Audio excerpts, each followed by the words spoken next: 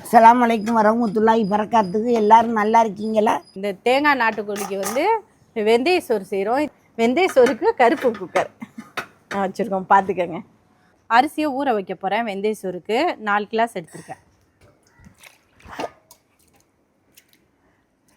தேங்காய் எண்ணெய் ஊற்றுறோம், கொஞ்சம் கடலெண்ணெய் ஊற்றுறோம், ஏலக்காய், பட்டை, கிராம்பு. மொத்தத்தில் பார்க்கும்போது என்ன நிறைய தெரியும்.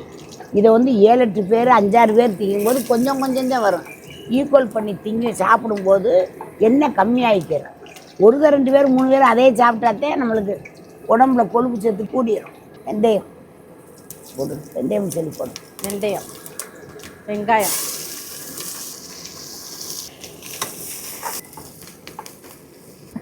நாட்டுக்கோழி சூடு, வெந்தய சோறு ஜில்லு, 2 கலந்து சாப்பிடுங்க. தூள் ஆமாம், அது குளிர்ச்சி நல்லது. அது நாட்டுக்கோழி சூடு தானே, அது சூடு 2 கரெக்டாக பொருத்தமாக இருக்கும். போட்டுக்கிட்டு அள்ளி போட்டு முழுங்க வேண்டிய கடிச்சு இஞ்சி பொடி பேஸ்ட் போதும்.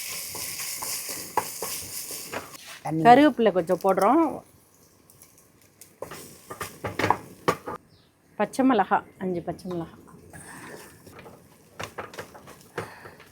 உப்பு போடுறோம்.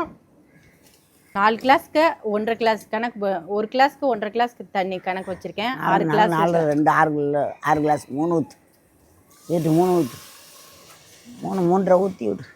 இந்த அரிசிக்கு நல்ல தண்ணி எடுக்கும்.